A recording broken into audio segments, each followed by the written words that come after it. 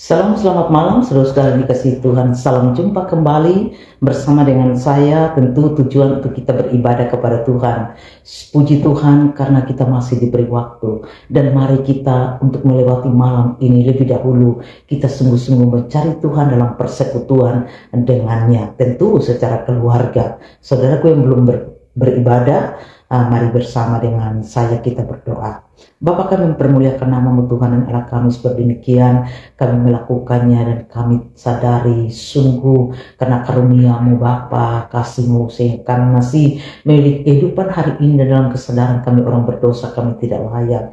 Terpujilah nama-Mu Tuhan, dan saat ini Bapa kami mau mendengar firman-Mu.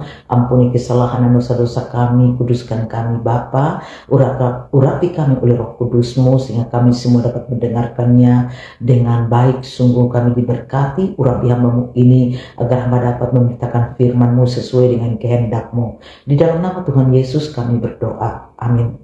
Saudaraku, firman Tuhan dari Matius pasal 20 ayat 29 sampai 34. Matius 20 ayat 29 sampai 34 saya bacakan demikian. Yesus menyembuhkan dua orang buta. Dan ketika Yesus dan murid-muridnya keluar dari Yeriko, orang banyak berbondong-bondong mengikuti dia. Ada dua orang buta yang duduk di pinggir jalan mendengar bahwa Yesus lewat. Lalu mereka berseru, "Tuhan, Anak Daud, kasihanilah kami." Tetapi orang banyak itu menegur supaya mereka diam. Namun mereka makin keras berseru, katanya, "Tuhan, Anak Daud, kasihanilah kami." Lalu Yesus berhenti dan memanggil mereka. Ia berkata, "Apa yang kamu kehendaki supaya aku berbuat bagimu?" Jawab mereka, "Tuhan, supaya mata kami dapat melihat." Maka tergeraklah hati Yesus oleh belas kasihan. Lalu ia menjamah mata mereka, dan seketika itu juga mereka melihat lalu mengikuti dia. Demikian sabda Tuhan. Tentu yang berbahagia adalah mereka yang mendengarkan firman Allah dan mau melihara dan melakukan dalam hidupnya. Itulah kebahagiaan menurut Tuhan Yesus. Kita pun tahu bahwa dunia ini juga memberikan kebahagiaan. Bahkan terasa begitu kuat pula menarik anak-anak Tuhan ke dalam kebahagiaan dunia. Sehingga bisa saja tidak lagi mencari kebahagiaan yang sesungguhnya menurut kebahagiaan Tuhan Yesus. Namun puji Tuhan pada malam ini kita masih diberikan kesempatan, kita masih diberikan waktu, dan dalam kekuatan Roh Kudus kita boleh ada di dalam hadirat-Nya. Untuk apa? Untuk kita dipelihara Tuhan dengan firman-Nya. Bapak, Mama, saudara-saudara yang kekasih, setiap kita tentu punya masalah hidup, punya pergumulan hidup, ya pasti. Masalah-masalah kita tentu kita alami bahkan tiap-tiap hari. Nah, bagian firman Tuhan yang saya baca tadi tentang masalah dua orang yang dimana mata mereka buta. Ya, ini tentu mereka memiliki tekanan masalah yang tentu sangat berat dalam hidup mereka. Kita tahu kalau orang buta itu tentu sangat menyedihkan. Saya berulang-ulang bertemu dengan orang-orang buta. Saya begitu merasa prihatin. Ya, tentu selain merasa prihatin, bagi saya tidak cukup melihat mereka dengan rasa prihatin dengan kata-kata saja, tapi tentu hati kita juga tentu diikuti dengan tindakan dari kita sebagai sesama yang memberi perhatian. Nah, dalam bagian firman Tuhan yang kita baca tadi tentang kedua orang buta itu mendengar Yesus lewat. Sikap mereka berdua tidak menyia-nyiakan kesempatan. Ya, sekali lagi mereka tidak menyia-nyiakan kesempatan. Mereka begitu mendengar Yesus lewat, mereka langsung berseru, "Tuhan, Anak Daud, kasihanilah kami." Inilah isi seruan orang buta. Inilah isi seruan dua orang buta. Sekali lagi isi seruan mereka, "Ya Tuhan, Anak Daud, kasihanilah kami." Bapak, Mama, saudara-saudara yang dikasihi Tuhan, ketika mereka berseru, tekanan dari banyak orang terjadi, di mana mereka dilarang untuk berseru, atau dengan kata lain mereka disuruh diam. Ya, Kalau kita menemukan orang-orang banyak ini, mereka begitu menindas mereka, ya, menindas mereka dengan tekanan yang mereka berikan, sehingga orang-orang buta tidak memiliki hak untuk bersuara. Orang yang menderita ini tidak memiliki hak untuk bersuara. Tapi Mama, saudara-saudara, boleh tekanan yang begitu rupa dari orang banyak, boleh saja tekanan dari kiri kanan, kan di situ banyak orang yang mengikuti Yesus. Tentu dalam mereka mengikuti Yesus itu bisa saja orang-orang buta ini mungkin itu bergerak mau jalan juga susah karena selain mereka buta, tapi banyak orang ini tidak mudah untuk bisa berjumpa dengan Yesus, maka mereka berseru. Tapi tekanan dari orang banyak untuk diam, untuk tidak bisa lagi, untuk tidak bisa mereka bagaimana mereka berseru pada Yesus, mereka ditekan untuk jangan bersuara. Tetapi saudaraku, sikap meski di tengah tekanan siapapun atau tekanan sekeliling mereka itu, untuk tekanan tidak membuat mereka keluar dari masalah mereka, tapi mereka punya kekuatan iman yang tak dapat dikelilingi, yang tak dapat dihalangi oleh tekanan seberapa besar pun tekanan yang mereka alami. Tapi mereka semakin berseru.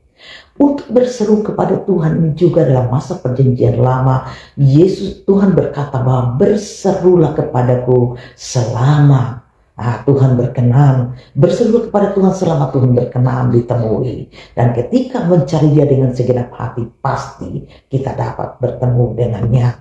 Nah, saudara yang kekasih, kalau orang buta itu mereka berseru dan mereka diperhadapkan pada tekanan, diperhadapkan pada hambatan untuk tidak dapat berseru lagi kepada Yesus di tengah pergumulan mereka, saya juga percaya bahwa kita juga punya tekanan begitu. Kalau orang buta ini mereka mengalami tekanan dari orang banyak, mereka mengalami tekanan dari kiri kanan muka belakang, tekanan dari orang banyak yang begitu banyak, mungkin kita bisa sama dengan tekanan yang kita alami, bisa sama dengan tekanan yang mereka alami.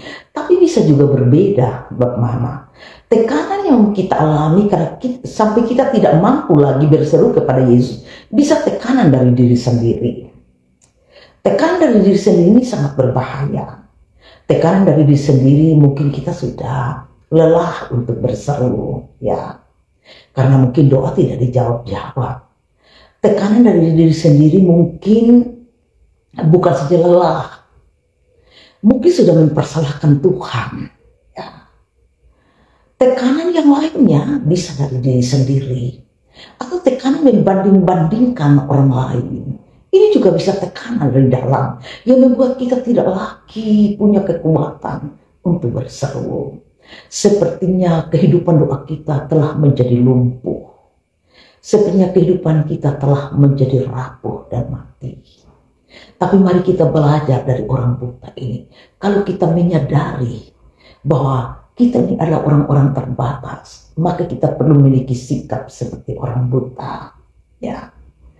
Apalagi Bapak Mama, kita pun menyadari hari-hari baru tiap hari diberikan oleh Tuhan kepada kita. Siapakah yang mampu bisa melewati 24 jam sehari dengan cara hidup yang baik, cara hidup yang berkenan kepada Tuhan, dengan menyusuri waktu dengan semua pergumulan? Siapakah Dia yang berkata Dia sangat mampu? Mari kita memiliki sikap atau pola orang buta yang berkata pada Tuhan, Tuhan, sesungguhnya saya buta.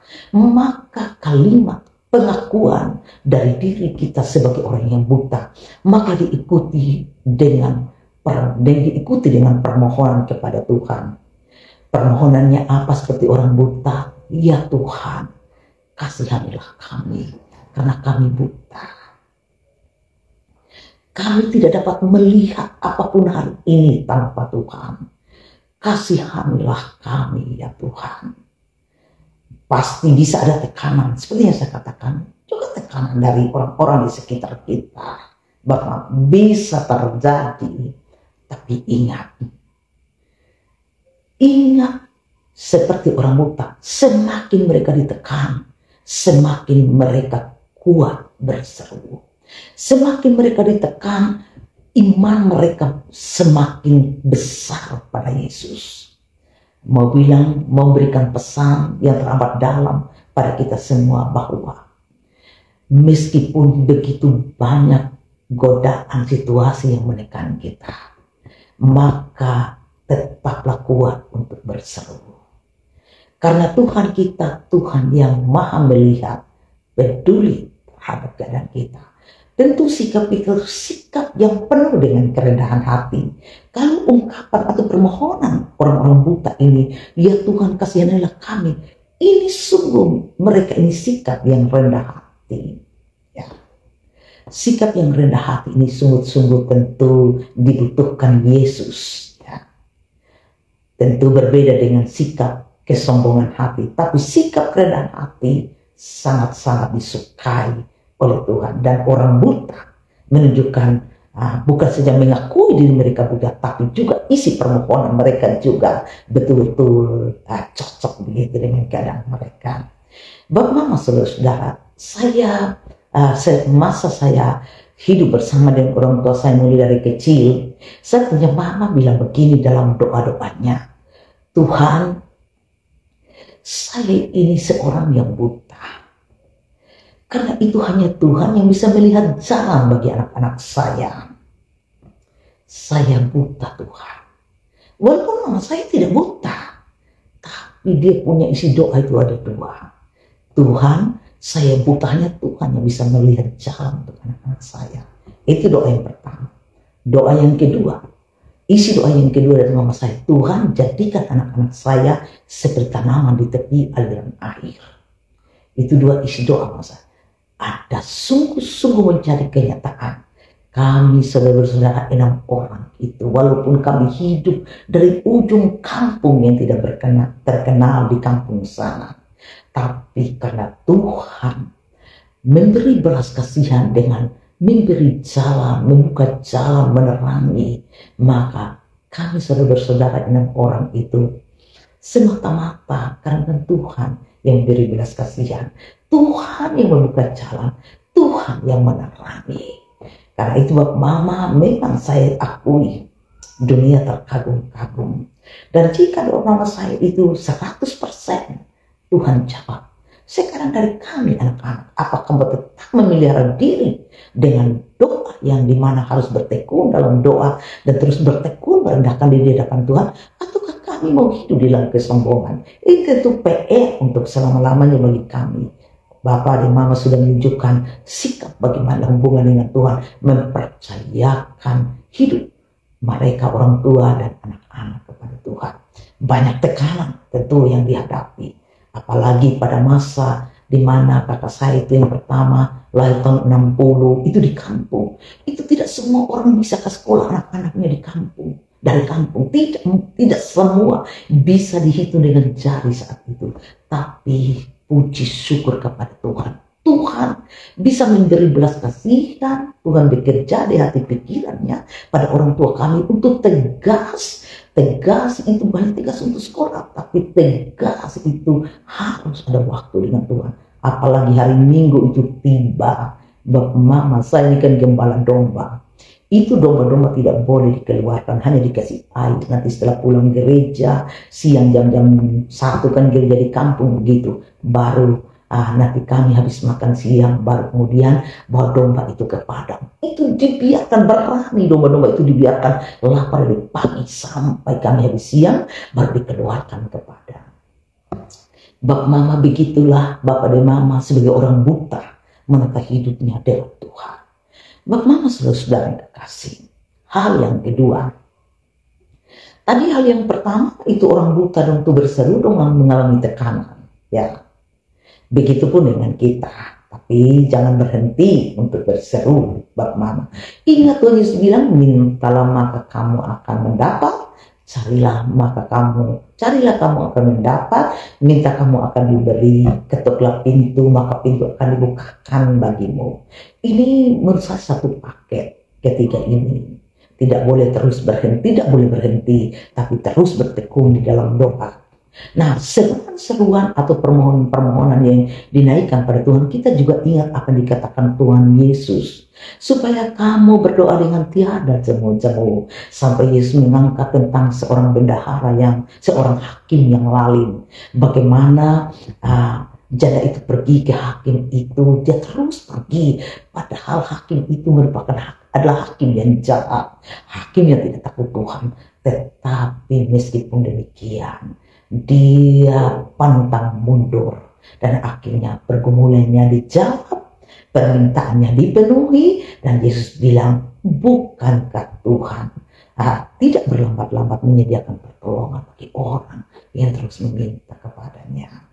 Bahwa Tuhan pasti punya belas kasihan, dan di bagian yang kedua Tuhan memberi belas kasihan, tetapi Tuhan memberi belas kasihan juga dengan dimana dia menguji hati mereka, atau untuk mengetahui ungkapan hati mereka, apa yang sebenarnya mereka butuhkan. Karena itu sebelum Yesus menyatakan tindakannya, dia bertanya pada mereka, apa yang kamu kehendaki supaya aku berbuat padamu?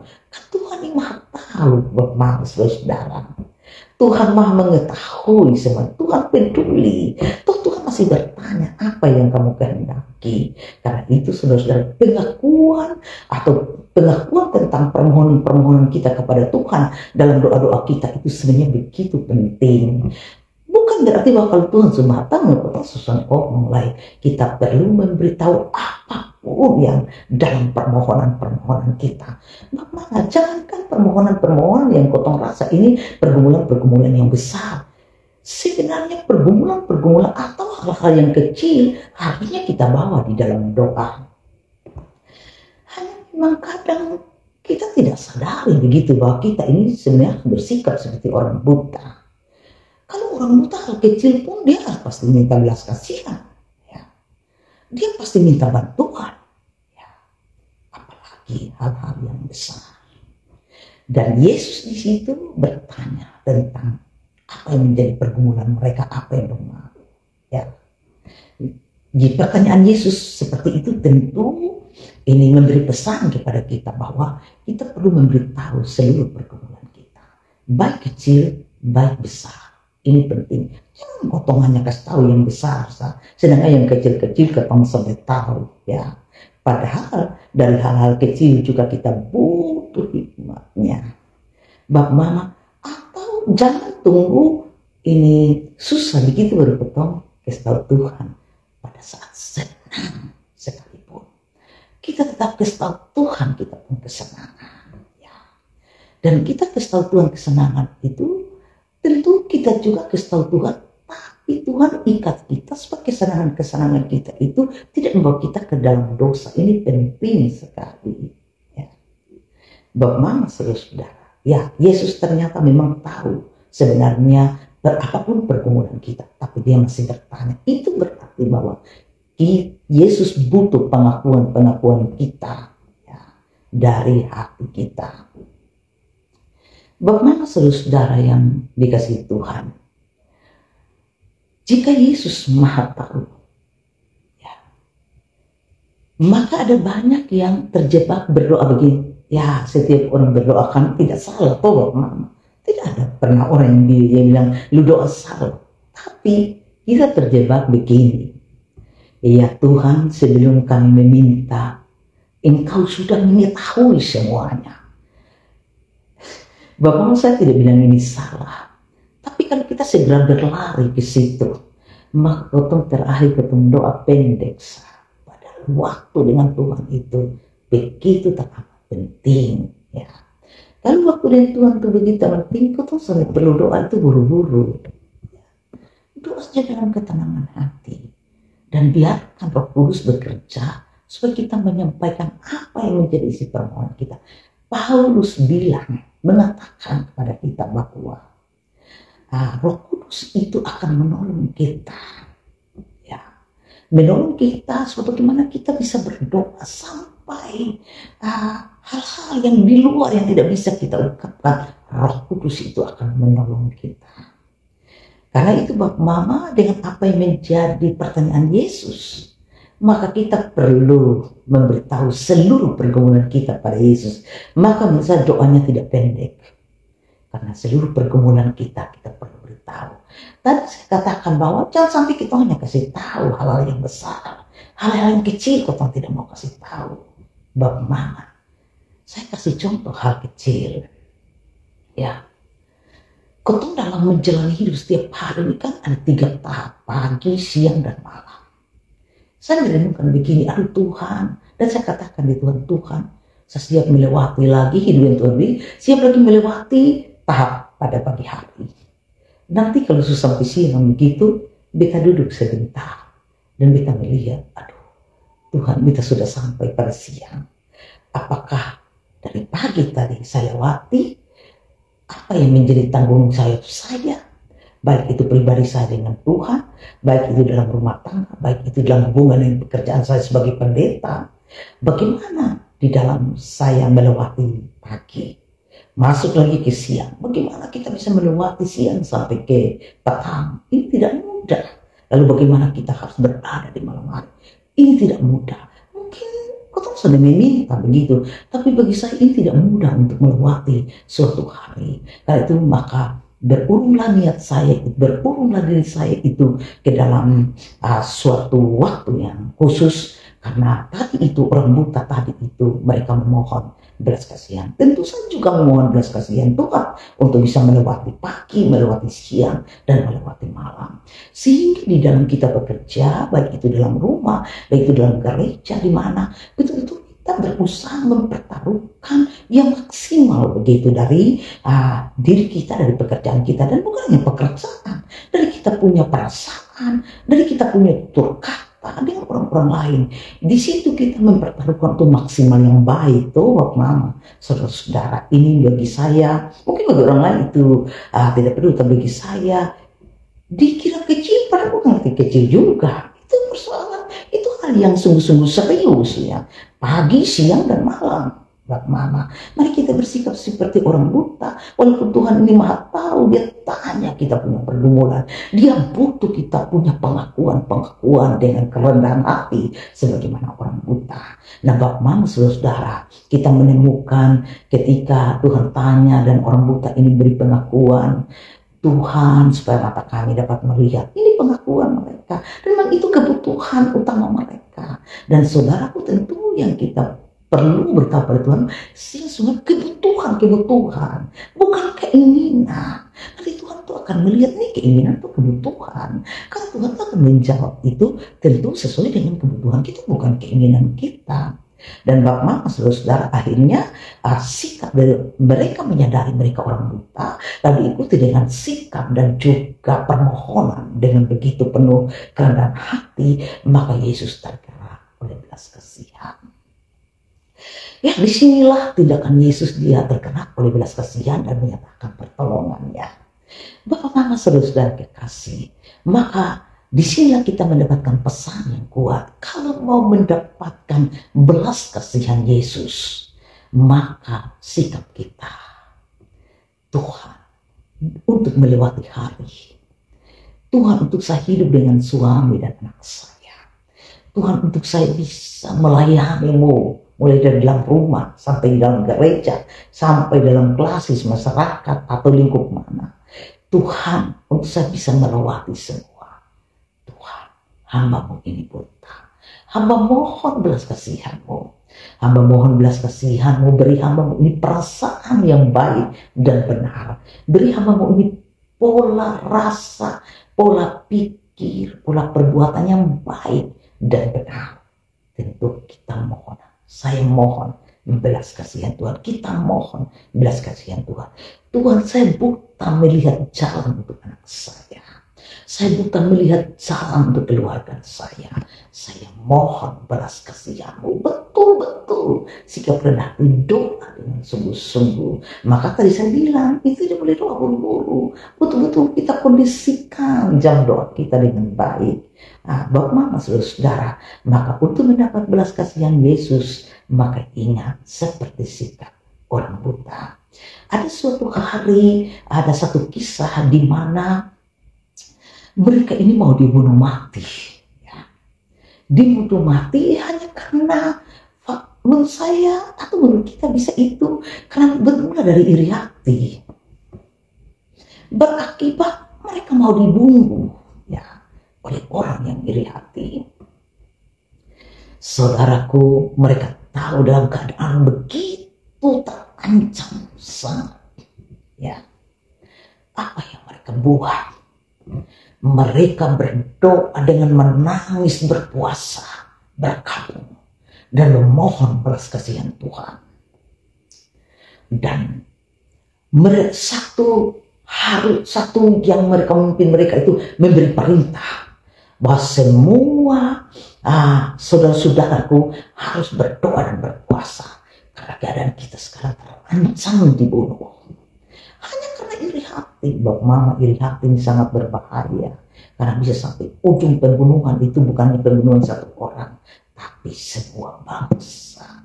Ini sangat, jadi iri hati ini Bapak Mama, aduh sangat kencang ya. Tapi saya singkat cerita itu, lalu mereka mengambil waktu untuk menangis di Tuhan, memohon belas kasihan Tuhan. Bapak Mama, saudara-saudara, pada waktu dia menghadap raja untuk bisa mendapatkan pertolongan melalui raja atas bangsa mereka karena sudah harus dibunuh. Setelah mereka berdoa dan berpuasa, dia masuk kepada raja. Nah, syarat untuk seorang diterima itu kalau tongkat raja itu disorong begitu ya, kata orang Bupang gitu. Nah, atau disorong begini. Itu tanda raja terima. Saudaraku, begitu dia masuk, luar biasa. Raja menyodorkan tongkatnya. Disitulah dia diterima dan raja bertanya, apa yang kamu kehendaki? Apa yang kamu perlu? Lalu dia beritahu, ya Tuhanku dan rajaku. Dan dia cerita faktor iri hati dari orang yang iri hati dan telah membuat skenario putar balik begitu ya dalam kerajaan supaya dia dan orang-orang sebangsanya itu dibunuh ya. Akhirnya dia yang masuk kepada raja itu menceritakan keadaan si A itu iri hati, lalu dia bikin putar balik dalam kerajaan. Lalu kemudian raja diundang. Raja diundang dulu ke acara yang dibuat oleh mereka. Nanti sampai di acara itu baru diberitahu, diceritakan begitu. Lalu enggak juga itu orang yang iri hati itu. Bapak Mama tahu yang tadinya mereka sudah terancam dibunuh semua. Keadaan terbalik, mereka diselamatkan semuanya. Dan orang iri hati yang telah merancang tipu muslihat itu dialah yang harus dihukum. Nah, bagaimana saudara-saudara, Tuhan itu maha peduli. Dan yang saya ceritakan itu tentang siapa itu? Ester dalam kerajaan Ahasveros, yang dimana Haman itu karena dia rasa cemburu kepada Mordekai, rasa iri hati, akhirnya dia mengatur siasat putar balik itu untuk berdampak untuk tujuan membunuh orang-orang Yahudi. Karena Mordekai bilang, kalau hanya bunuh seorang Haman, dia rasa tidak ada harga begitu. Karena itu dia mau itu bunuh semua orang Yahudi. Itu diputar balik gitu dalam kerajaan itu, nanti baca itu bagaimana orang-orang Mordekai Ratu Ester itu dalam kerajaan Ahasveros, nanti bisa baca di sana. Nah, saya kembali pada pokok renungan kita, karena Tuhan itu selalu tergerak belas kasihan oleh sikap orang-orang yang begitu rendah hati ya. Saudaraku, pelihara jangan doa kita datang dengan segala kerendahan hati. Dia Tuhan yang akan mampu memberi belas kasihan.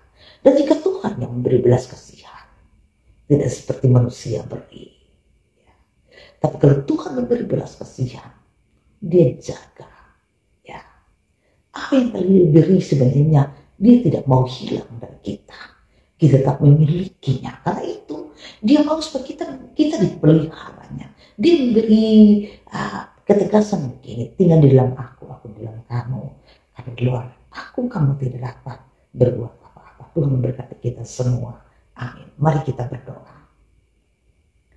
Bapa di sorga, kami mempermuliakan nama Tuhan Allah kami. Pada saat ini Bapa, kami sudah dipelihara Tuhan dengan firman-Mu. Bapa, biarlah Roh-Mu menjadikannya nyata dalam hidup pribadi kami, rumah tangga kami, persekutuan atau dalam keseharian kami tiap-tiap hari. Bapa, hamba berdoa bagi saudara-saudara hamba demikian. Hamba berdoa dan malam ini kembali kami akan bermalam. Hamba mohon Bapa dalam malam kami, urapi kami dengan hikmat-Mu di dalam lelah kami sekalipun.